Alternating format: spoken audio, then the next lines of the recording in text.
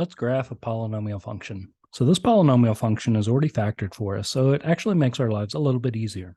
We're going to sketch the graph of this by first finding its zeros, or x-intercepts, figuring out its end behavior, and finding its y-intercept. So in doing this, what we want to do is first find its zeros, or x-intercepts, or roots. These all mean the same thing. So what you want to do, because it's already factored, is basically you look along till you find an x. You think, in this factor, what would I need to plug in for the x to make just this factor equal 0? That's one reason we call these zeros. So if we replace that first x with -3, -3 plus 3 would make 0. Therefore, -3 is an x-intercept, or a 0, or a root. For the next x, we have an x minus 5. Well, if we replace this x with a +5, it would make the factor equal 0. Therefore, the entire function equals 0. Next, they're multiplicities. Multiplicities come from the factors, what exponent each factor is raised to.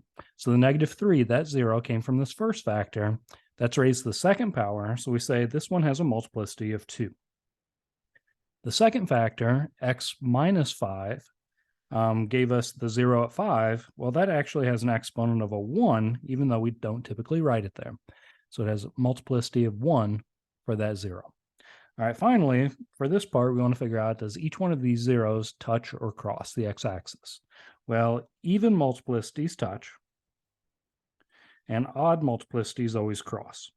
So it's always based on the multiplicity. So multiplicity of 2 is an even number. That one's going to touch. And 1, we consider an odd number, so that is going to cross. All right, next up, let's think about the y-intercept. Well, the y-intercept always occurs whenever x is equal to 0. So what we can do is we can evaluate this function at x equals 0. So that means we're going to replace each of the x's with a 0 over on the right-hand side. And this will simplify as -2 times, well, 3 squared makes 9. And then 0 minus 5 is -5. I believe this works out to be positive 90. All right. Last thing before we actually graph this is, let's think about what the end behavior is going to resemble here. So the end behavior, what we want to do is figure out what would the leading term be of this polynomial. So if we took the time and multiplied it all the way out, we have to kind of visualize, what is that very first term with the highest exponent on x going to be?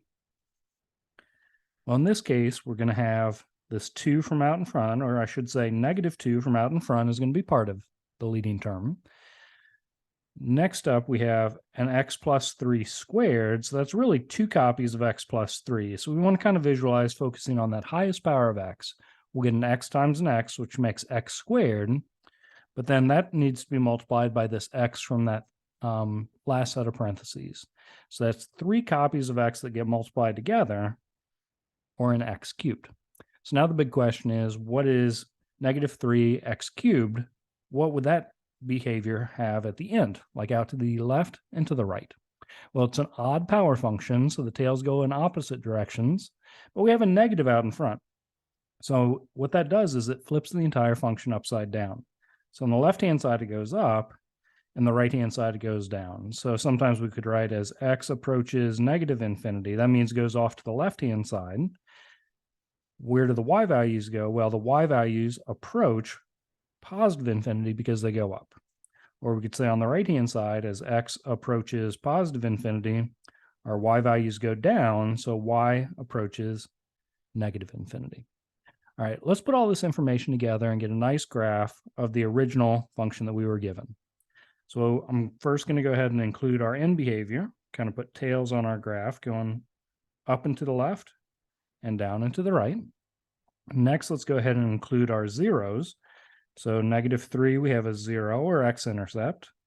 +5, we also have a 0, or x-intercept. And then we have a y-intercept up here at 90. I'll label that and make sure we're all clear on where this information is coming from.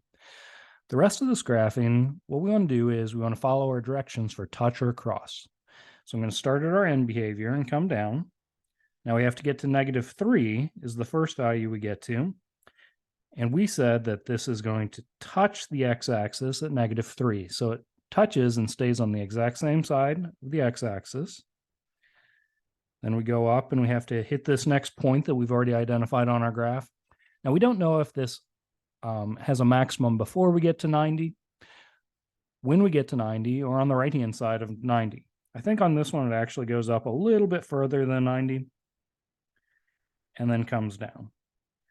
All right, once we get to 5, again, we want to identify, do we touch or cross at 5? So in this one, we set our instructions because it was an odd multiplicity. We were supposed to cross the x-axis at positive 5. And notice we are finishing where we said we were supposed to with our end behavior, going down and to the right. As far as where that maximum is exactly, I put it just to the right of the y-intercept. However, this is a question with the resources we have right now. We can't really tell. This is more of a calculus question than an algebra or pre-calculus question. Hope this helps out. Good luck.